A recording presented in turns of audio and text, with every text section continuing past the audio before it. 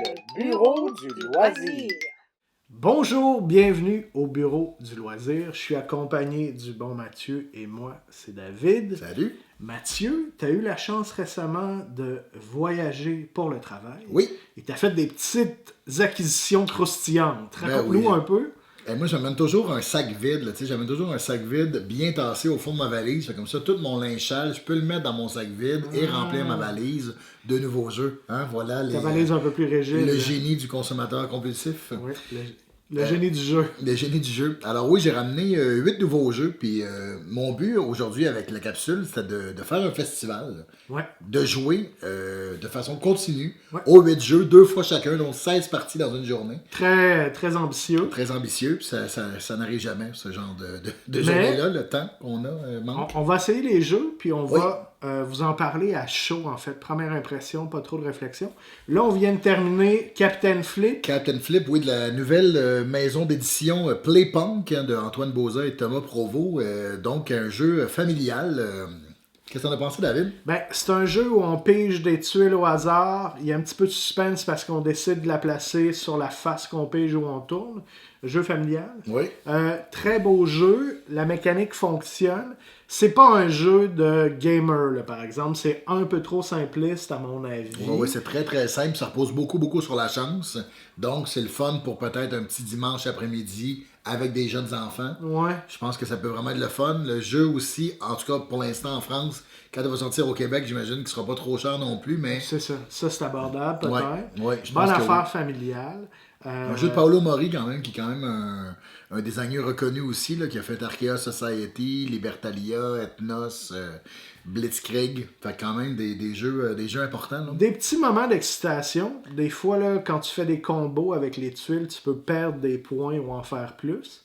Fait qu'il y a un petit moment où tu fais « Hey, je suis en train de perdre mes points, est-ce que je vais en perdre plus en tournant? » Mais c'est funny, mais pas très nourrissant. Ceci dit, je pense qu'on peut jouer sous, par exemple, avec un petit verre de rhum, un petit cocktail. C'est à inscrire peut-être dans le top 5 des jeux qu'on pourrait jouer chippé, hein, un peu cocktail. Je donne une note de 7, je pense. Un petit 7 sur 10. Je donnerais un 6, dans le sens que je dis pas non à y rejouer un jour, mais c'est pas un jeu que je vais faire « Oh wow, j'ai tellement envie d'y rejouer. » Ouais. Mais très sympathique, vraiment sympathique. C'est vraiment pas un mauvais jeu. Non, exact. Ouais. On essaye un autre jeu, puis on vous revient de l'autre côté. Alors, on saute tout de suite dans le vif du Viking. On vient de finir une petite partie de Odin. Oui. Un petit jeu, là, tu t'évoquais Scout. Oui, ça ressemble un peu. Dans le live streaming qu'on a fait. Un jeu de défausse, là, dans la grande famille du jeu du trou de cul. Hein? Ouais. Alors, c'est sympathique, mais ce qu'on constate, je parle pour moi, j'ai l'impression que c'est pas excellent à 2 joueurs. On défausse des cartes, on essaye de combiner des couleurs et des chiffres. Puis on dirait qu'il n'y a pas trop de surprises à 2. J'ai eu beaucoup de difficultés à gagner une manche. Là. J'en ai comme gagné une sur les 6 ou 7 qu'on a joué. Je pense que ça devient intéressant quand on joue beaucoup, on se fait la tête. Je pense que c'est un bon jeu, mais pas à 2. Mathieu? Moi, j'ai essayé à 4 aussi.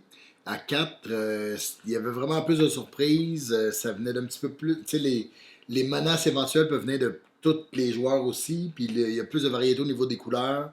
Ouais. Donc, tu peux te faire surprendre aussi par les couleurs qui sont déposées sur la table. Ouais. Donc, effectivement, je pense qu'il ne joue pas très très bien à 2. On peut pas jouer quand même d'être court. C'est l'avantage d'être super simple à comprendre au niveau des mécaniques. Mais en même temps, il y a quand même une stratégie, puis arriver à sortir ses cartes, savoir, parce que c'est vraiment un jeu, il faut se débarrasser de ses cartes. Sauf qu'à chaque fois qu'on bat la combinaison qui est au centre de la table, on va aller chercher quand même une des cartes qu'on vient de battre. Donc, admettons qu'on vient de battre une paire, ben, il va falloir aller chercher une des 2 cartes de la paire. Donc, on la rajoute à notre main. Donc, on se débarrasse, mais on prend toujours de l'autre côté aussi. C'est vraiment, je pense... Pour essayer de refaire un combo. Hein, l'idée, idéalement, oui. Parce qu'idéalement, tu te rends vraiment compte de ce qui sort de ta main, mais aussi, tu essaies de planifier ce qui rentre dans ta main pour pas être pris avec juste des cartes dépareillées. Puis d'empirer ton jeu au fur et à mesure. Puis un peu de réflexion, là, moi aussi, c'est intéressant. J'ai l'impression de jouer comme toujours 2 coups à la fois à cause de ça.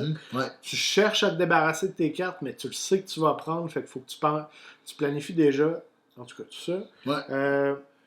C'est un jeu dans lequel il n'y a aucune thématique. Ça s'appelle Odin, ça aurait pu s'appeler Blablabla. Ouais. Même c'est drôle, là, les créateurs de jeux, ils en parlent un petit peu dans le livret. Ouais.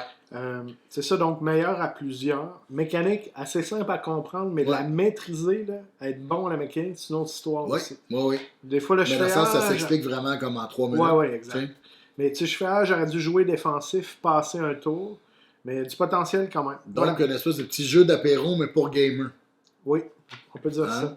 Moi, je donnerais un 7 sur 10. Moi aussi, un 7 sur 10. Ça me ferait plaisir d'y rejouer. Ça m'intrigue quand même de continuer à faire des parties. Puis je sens qu'il y a plus de profondeur là qu'on soupçonne au début. Exact. Prochain jeu. Rebonjour, collègues. Alors, on vient de finir de jouer à World Wonders. Le 3e jeu du mini-marathon. Oui. Je pense que c'est... en 2 temps. J'imagine qu'il va y avoir une autre journée marathon. Là. Ouais, c'est ça. Je pense que c'est sûrement notre préféré. Mathieu, veux-tu nous dire un petit peu en quoi ça consiste? Oui, en fait, c'est un jeu de pose de tuiles, de polyomino. Donc, on va essayer de remplir le plus de cases possible sur notre petit territoire qu'on a en avant de nous. Et le but, ça va vraiment être de construire des merveilles.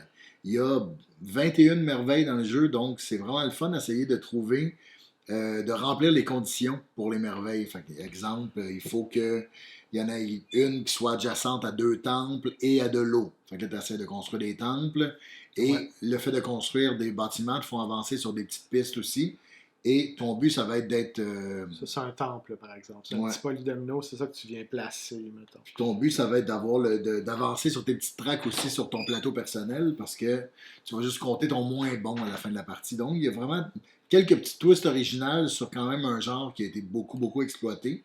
Les constats qu'on fait, c'est que c'est assez calme, c'est un peu comme une patience. Au niveau des affaires agréables, on peut construire les merveilles. Ça se fait, on en fait beaucoup. Mais il y a un petit côté interactif. Tu m'as shifté 4 fois, mettons. L'importance du premier joueur, mettons, est très importante quand même. Un petit peu d'amertume. Là, non, pas tant, parce que j'étais très bien battu. Mais quand même, ça peut être frustrant au fur et à mesure de la partie. 37 à 33, c'est ça? 39 à 33? Ouais, ça, c'est très bien battu. Oui, vraiment, parce que chaque point est durement arraché, fait que par 5 points, c'est énorme. Fait que, oh mon Dieu, que c'est lourd. fait que c'est agréable, en fait. C'est plate dans un jeu quand tu as des conditions à réunir et c'est très difficile de les réunir. En fin de partie, tu as encore de la marge. Là, on n'était pas capable de construire les dernières merveilles parce qu'elles prennent de la surface sur la table de jeu. Donc, à la fin, comment tu as négocié un peu ton truc. Mais tu peux faire d'autres choses. Tu peux chercher à entourer des trucs qui sont déjà construits pour maximiser les points. Mais tu vois, c'est ma deuxième partie. J'avais fait une partie en solo. C'est ma deuxième partie, en fait, là, à 2 joueurs. Ma première partie en multijoueur. Puis ce que je me rends compte, c'est que l'eau, c'est vraiment, vraiment important parce qu'il y a beaucoup de merveilles qui vont demander de l'eau. Puis je me rends compte qu'on construit beaucoup, beaucoup alentour de ça en premier aussi. Ouais. Fait que peut-être qu'une des stratégies intéressantes, ça serait de peut-être garder se laisser de la place. Ses espaces, ses cases d'eau disponibles. Comme un vrai développeur immobilier là, qui fait « Ah, mais ça va prendre de la valeur plus tard. » Tu vois? Fait qu'achète le lac, on verra plus tard. Achète le lac, on verra plus tard. Ouais. Très, très belle composante, on le signale. Là, je vais mettre un peu des images dans la vidéo, vous allez voir. Une affaire de qualité quand même. Ouais, vraiment. Un jeu accessible à tous. Comment tu trouves que ça se compare à Barren Park, c'est ça? Oui, Barren Park, mais dans Barren Park, on est vraiment plus dans la pose de tuiles pure aussi. Là, c'est comme le Ark Nova, mais sans la partie carte. Oui, il n'y a pas de track non plus qui monte dans Barren Park. Parc Chaos. Non. Non, puis ce qui est le fun dans Barren Park aussi, mais je pense que tu n'as jamais joué avec l'extension, mais c'est que tu peux monter en verticalité aussi. J'ai pas fait ça.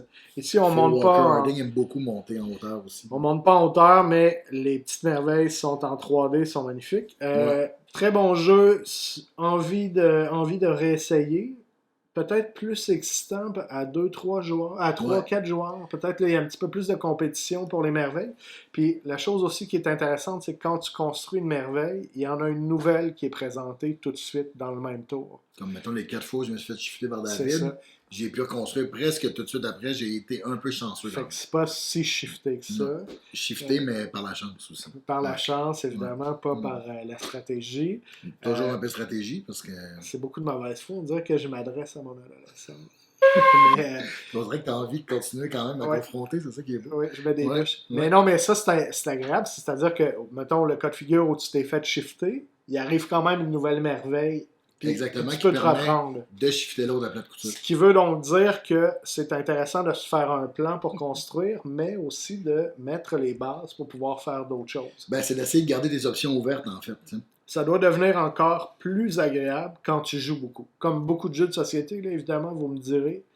Ami Mais je suis Bureau. quand même pas sûr, moi, de la rejouabilité Ah ouais, tu extrême t'aimerais, de jeu-là. Moi, je pense que, tu te fatiguerais vite. ben, tu sais, en même temps, tu sais, quel jeu on joue plus que 5 fois, mettons, c'est assez Voilà. rare. C'est ça. Tu sais, Ouais, dans le ça le m'arrive, moi, shooter pour les après. solos, justement, tu sais, mais celui-là en solo, il est pas, tu sais, j'ai battu l'automa la première fois. Ok. C'était pas si compétitif. C'était pas si compétitif, puis j'ai joué en difficile. tu sais. Parc à ours, dans mon souvenir, ça fait vraiment longtemps que j'ai pas joué, mais Là, on me parle de s- Barren Park, ouais, bien sûr. Barren Ouais. Park, me semblait mieux huilé un petit peu plus fluide. Ici, il y a beaucoup de conditions à réunir. On réfléchit un peu, mais écoute, je sais pas, ça marche. Ouais, il y a vraiment, en tout cas, la présence sur la table est vraiment magnifique, là. Ouais. Tu sais, dans le sens que c'est vraiment toutes les petites merveilles d'avoir tous les jetons sont en bois aussi, donc il y a vraiment la présence sur la table est très impressionnante, là. Il y a ça nous fait Ouais. un petit quelque chose là, quand on réussit à construire une merveille quand même. Ouais. Un petit je ne sais quoi. Quelle note tu donnerais, Mathieu, pour compléter ce petit marathon phase A? Moi, je donnerais un 7.5 peut-être.